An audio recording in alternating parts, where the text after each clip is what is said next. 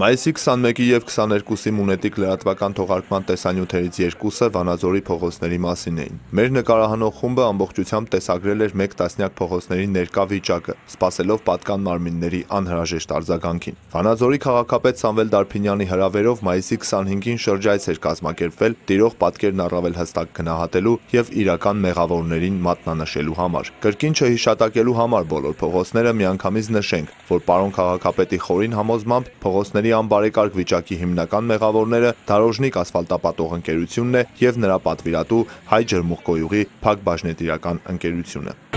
Ասֆալտի տակ և գիշերը սառնամանիքի ժամանակ ջուրը սառչելուց հարձակվում է և ասֆալտ բետոնը քայքայում։ Խորած լցրած ասֆալտներն է, որ արդեն քայքայում է։ Էլ է ջրմուղի քանդածներն է։ Որ քանդը ցելա մտնում գալի ինձի քանդը։ Անդերից ցելա մտել քանդը։ 5 տարի առաջ ստեղ կապիտալ վերանորոգել է։ Եվ երևը մա չէ որ կապիտալ վերանորոգած տեղերը շատ լավ մնում է, քանդելուց հետո իրանց արած ասֆալտները պիտանի չի։ Հայատները մտեք, մարկան չի որ մանգան։ Ջրի միջին գնում է։ Ամեն անցկենալով ձմեռը գալիս է մարդմանը մամլորված։ Ամեն տարի գալիս են նկարը, ոնց որ են գյուղի ամենակորած տեղն ապրելուս են ոչ թե քաղաքը։ Վանաձորի ջրամատակարարման նոր շրջանաձև համակարգը ձևավորելու նպատակով իրականացվեցին լայնածավալ աշխատանքներ, ինչի արդյունքում քաղաքը գնալով կորցրեց իր քիչ թե շատ բարեկարգ տեսքը։ Համաձայն պայմանագրի աշխատանքներն ամբողջությամբ նախատեսվում էր ավարտին հասցնել 2016 թվականի աշնանը։ Սամվել Դարփինյանը վստահեցնում է, որ ինքը ևս մտահոգված է խնդրով։ Բազմաթիվ գրություններ է ուղարկել պատասխանատու կազմակերպություններին, ստացել սոսկ հուսադրող պատասխաններ, մի քանի դեպքերում էլ նամակները մնացել են անպատասխան։ Շրջայցից հետո քաղաքապետը ցանկություն հայտնեց զրուցել լրագրողների հետ, փոխանցել համայնքապետարանի տեսակետն ու պատասխանել մեր հարցերին։ Քաղաքապետի ասուլիսը ներկայացնում ենք առանց մեկնաբանության։ Վանաձորյան ճանապարհների ծածկույթի մեծ մասը արդեն 30 տարուց ավել է։ Եվ այդ ծածկը այժմ նորմալ պահել շատ դժվար է եւ փոսային նորոգումներ կատարելն էլ հին եւ նոր ասֆալտբետոններն իրար հետ չեն աշխատում, այդ իսկ պատճառով շատ արագ նորից կատարած փոսային նորոգման կողքից սկսվում է քայքայվել։ Մենք նայեցինք ուրեմն Դարոժնիկ կազմակերպության կողմից ջրագծերի անցկացրած փոսորակների հետ լիցքը, նաեւ փոսային նորոգումները, որոնք շատ անորակ էին կատարված։ Գիտեք, այստեղ գումարային որևէ խնդիր չկա։ Ես չեմ կարող ասել, որ այդ կազմակերպությունը ինչ որ գումարներ է այդտեղ թաքցրել կամ աշխատել կամ այս կամ այն։ Պարզապես այստեղ աշխատանքների անորակությունն է։ Տվյալ անձանց ոչ պատասխանատու աշխատանքը։ Ես ճանապարհաշինարարներին արգելել եմ թաց եղանակին ասֆալտբետոն փռել։ Հետ է մնում դրա պատճառով նաև ուրեմն նշագծումը եւ կանաչ տարածքների հնձումը։ Հենց որ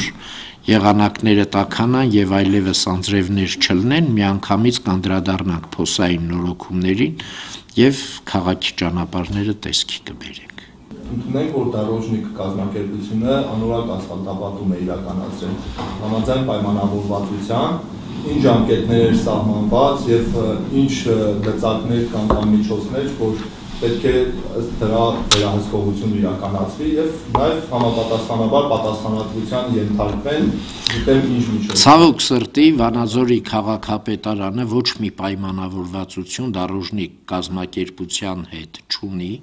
մենք նրա պատվիրատուն չենք հանդիսանում, մենք միայն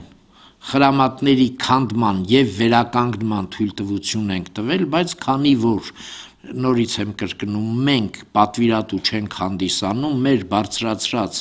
այսքան աղմուկը կարծես թե հաշվի չի առնվում։ Ես ուղիղ հարց տվեցի ջրմուղի պատասխանատու անձին, թե ամսական շաբաթական քանի վթար է լինում նա պատասխանեց մոտավորապես 25, չէ, միջին հաշվով 25, եւ յուրաքանչյուր վթարի վերացման համար նրանք մինիմում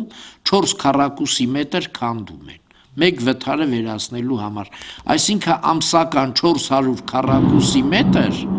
միայն ուրեմն ջրմուղի վթարների հետևանքով է փոսեր գոյանում, եթե նրանք ժամանակին պատշաճ ձևով այսօրվա տեսած մեր անորակ աշխատանքները չվերացնեն, մենք կանցնենք արդեն օրինական ձևի եւ համապատասխան մարմինները կամ կստիպեն նրանց այդ աշխատանքները կատարել, կամ շատ մեծ գումարներ նրանցից կգանձեն կտան Վանաձոր համայնքին, մենք այդ աշխատանքները կկատարենք։ Անդարդյան այսօրվա շրջանցին ձեր մեկնաբանությամբ ոնց որ թե այդ ասֆալտի քանդման հիմնական պատճառը ջուրն էր, որը մտնելով ասֆալտի տակը, ասենք խարխլում է։ Այս հիշողություններից խոսեցին խորհրդային շրջանի ժամանակ լավ ջրահեռացման համակարգ էր նաև մեր Վանաձոր համայնքը։ Հիմա էլ ունի։ Բայց մենք այսօրվա նկարահանմանը կոնկրետ մի քանի դեպքերի ականատես եղանք, որ խցանված էին այդ։ Դե այս անձրևների ժամանակ ջրահեռացման խողովակաշարը միշտ էլ ուրեմն խցանվում է եւ խցանումներից հենց որ անձրևները կտրվում է, բա այդ ժամանակ այդ անձրևաջրատարի շահագործումը ինչի համար են կանում, որ ասենք դիտահորը որ լցվում է, անմիջապես անձրևից հետո ընդեղի գոյացած խիճը, կոպիճը, տիղմը հանում ենք եւ գոյուղին նորից սկսում է աշխատել։ Հրայր Հակոբյան, Կամոց Ատուրյան, Լոռի հեռուստաընկերություն։